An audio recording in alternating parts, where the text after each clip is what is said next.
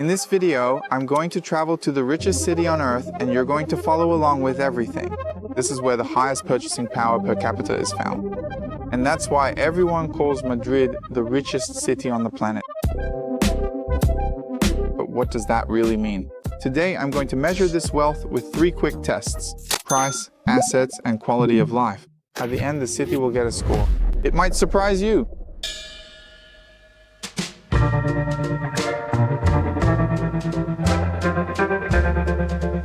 Out of all the cities in Europe, this is one of the most expensive. All right, richest city, let's see how much you can take from my wallet in 24 hours. Let's start with the hotel. This is our hotel. I haven't seen any Brazilians here.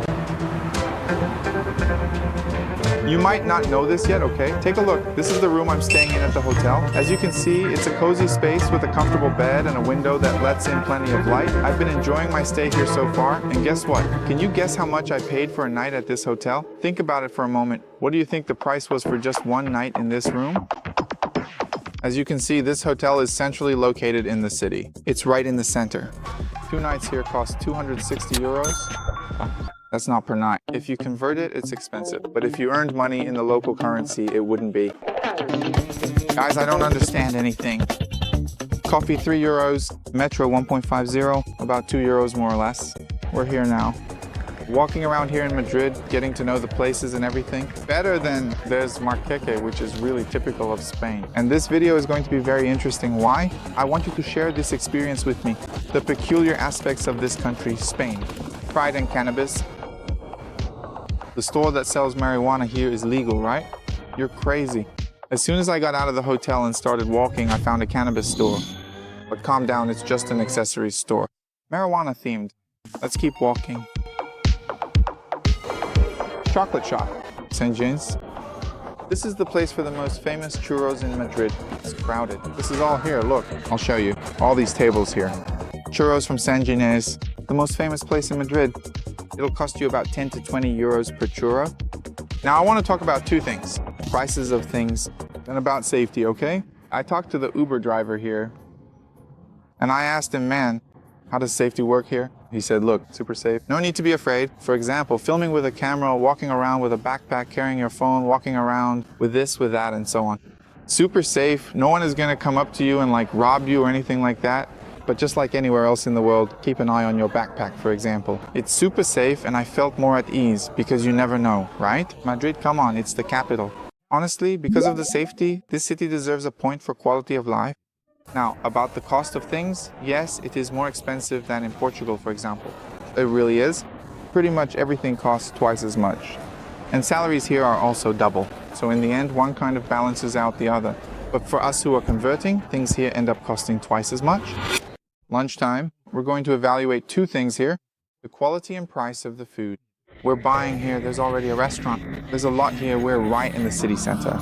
It's exactly 7:30 in the evening. And here the sun sets around 9 at night. When you walk through the streets of Madrid, you find several restaurants like this one. And it's hard to find a nice place for a Brazilian to find a nice place to eat because it's very different. The dish we found at a restaurant was this one. And the price, guess what? At that restaurant, we struggled a bit, ordering in Spanish. You can manage? It's fine, no problem. But I wanted red meat, beef, and here it's different.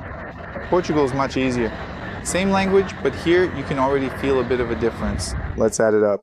If we were to judge by the price of things, this city would get a negative point. Everything here is really expensive, man. Really expensive. But on the other hand, if things are expensive for tourists, it means people here earn a lot. It's a bit unfair for us to judge the city by the price of things. After all, the city is the richest in the world and not for nothing. And so, yes, things are expensive. So let's convert the negative point, which would actually be a positive point. Or all of this cannot be based on your tour experience.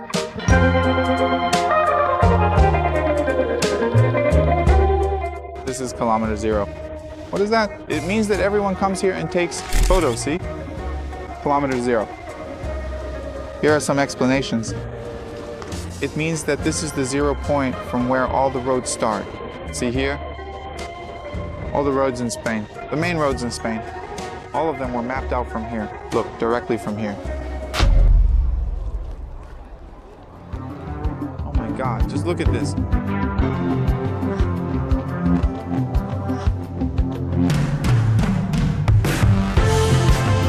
Wow, there are so many images here. I don't know if you can get a sense of the scale. How big is this place? Guys, right behind me. It's the most important Catholic temple in the city, an architectural project. It was built facing the Grand Palace, which is also a special spot at the main point of the city. You can get a sense that the project here was massive. Look at the vastness of this place. I don't know if you can really grasp it.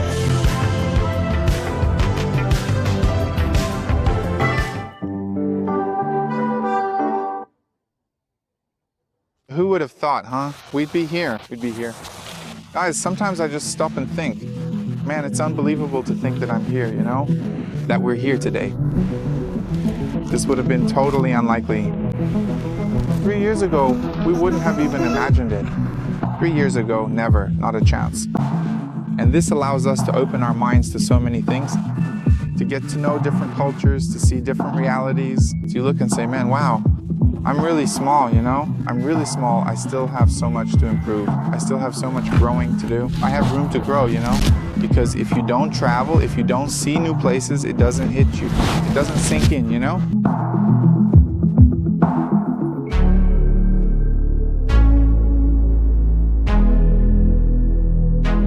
The craziest thing I keep thinking is that for some people, this is just normal, right? And for us, coming from outside, it's not normal. It's something surreal, especially for those who live in Brazil, right?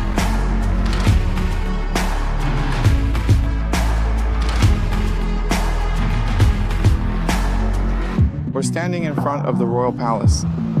Look how beautiful it is, man. There's a garden all around the entire palace, and just look at the quality of this garden. And back there, it's even bigger. This place is called Campo del Moro. Why that name? Because in the 16th century, a Muslim leader came here and camped right in this exact spot.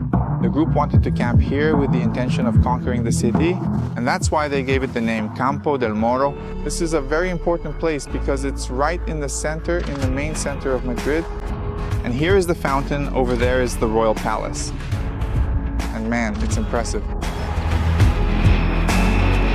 In short, there's a king here and it's a mix of both worlds. Where there really is a king who is the representative of the nation, and there is the one who makes the decisions, which is the president, who in fact is the prime minister. All right, now let's talk about power. Is this city really the richest on earth? Why is it considered the richest? Does it really have the power for that? This church, for example, is the Cathedral of Madrid. It's right in front of the Royal Palace. Church on one side, king on the other. It's like a handshake between faith and power. Here, wealth is also a symbol, you know? Guys, this one is a real classic, man. Look at this. I'll show you up close. There's this. We're on our way to the next stop. I've never seen so many people walking. It looked like an anthill in the street, my goodness. Today, we set aside the day to come here, the main park in Madrid. Man, look at this. It's so wild. Everything's beautiful here. There's a happy couple here, another happy couple there, and another happy couple. The most we did was walk around the park, Uncle Park, and take a picture. Honestly, I've never seen a park as beautiful as this one. We saw online that there was a rooftop where you could watch the sunset with a 360-degree view of the city. I wasn't 100% convinced that this would be the richest city on earth. We thought, awesome, let's go.